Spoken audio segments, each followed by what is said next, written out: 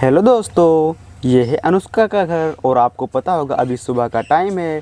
यहाँ पर चिड़िया चहचहा रही होती है और यहाँ पर श्याम के पापा सो रहे होते हैं और उसी के बगल में श्याम और श्याम की मम्मी भी सो रही होती हैं। चलिए दोस्तों, फिर देखते हैं आगे क्या होता है।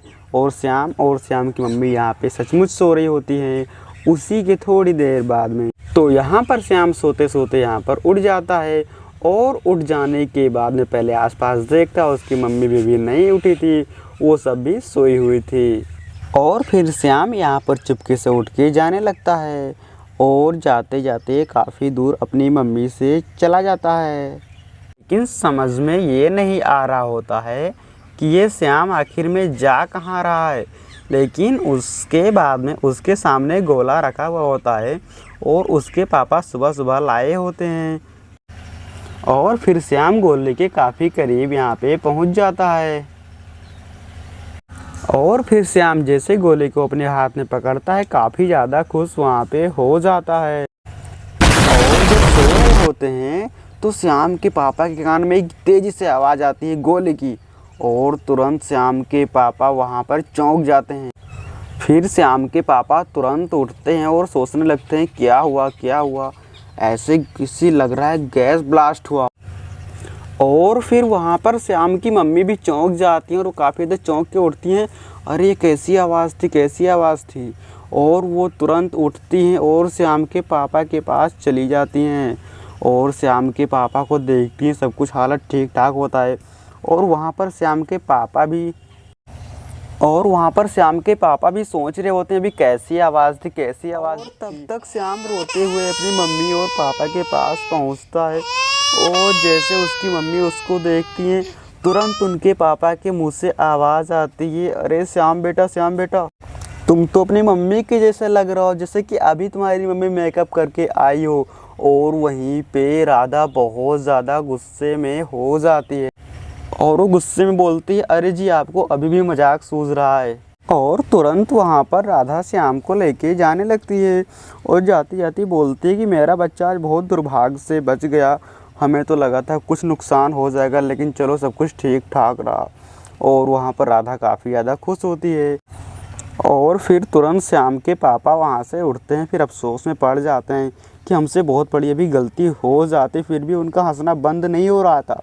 फिर वहाँ पर श्याम के पापा धीरे धीरे जाते हैं और जाने के बाद में गोले के पास में तुरंत श्याम के पापा पहुँच जाते हैं और पहुँच जाने के बाद में एक एक गोले को इकट्ठा कर लेते हैं। फिर यहाँ पर श्याम के पापा अच्छे से सभी गोले को इकट्ठा कर लेते हैं।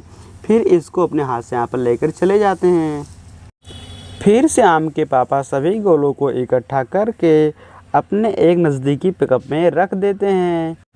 श्याम के पापा पिकअप पर रखने के बाद में वहाँ से पीछे की तरफ चला जाते हैं और कहते हैं चलो अब आराम मिला, नहीं तो बच्चे का भी क्या हाल होता पता नहीं। फिर श्याम के पापा अपने बिस्तर पर जाकर वहाँ पर बैठ जाते हैं। फिर बैठने के बाद में राधा अभी भी अपने बच्चे को खिला रही होती है और काफ़ी ज़्यादा प्यार से खिला रही होती है। और फिर काफ़ी ज़्यादा सुबह वहाँ पे हो जाता है। और फिर जब वहाँ पर राधा श्याम के चेहरे पे देखती है कि इतना यहाँ पे काला कैसे हो गया, और फिर वो बहुत ज़्यादा खुश हो जाती है और काफ़ी खुशी से हंसने लगती है। फिर श्याम को उठाती है और लेके चली जाती है उसके मुंह को धुलाने के लिए। फिर धीरे धीरे लेकर श्याम को चली जाती है। तो यहाँ पर राधा श्याम को खूब अच्छे से मुंह की धुलाई कर देती है और काफ़ी प्यार और दुलार से उसकी धुलाई कर देती है।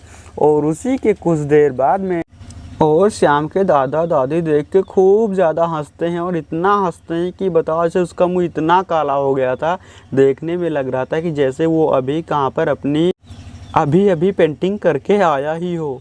और फिर राधा श्याम को उठाती है और उनके पापा के पास लेकर चली जाती है और यहाँ पर श्याम को वो बैठा देती है और उनके पापा से कहती है कि तुम श्याम को देखो, मैं घर का थोड़ा बहुत काम कर लूँ। श्याम के पापा कहते हैं ठीक है, मैं श्याम को देख रहा हूँ। और वो चली जाती है अपनी काम पे। और श्याम को खूब अच्छे से खिलाते हैं, जैसे लगा हो कि श्याम को अभी उन्होंने देखा तक नहीं हो। और राधा झाड़ू उठाती है और अपने काम में लग जाती है।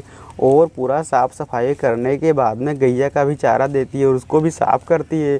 और साफ़ करने के बाद में उसका जब पूरा काम पूरा हो जाता है तो फिर उसके पीछे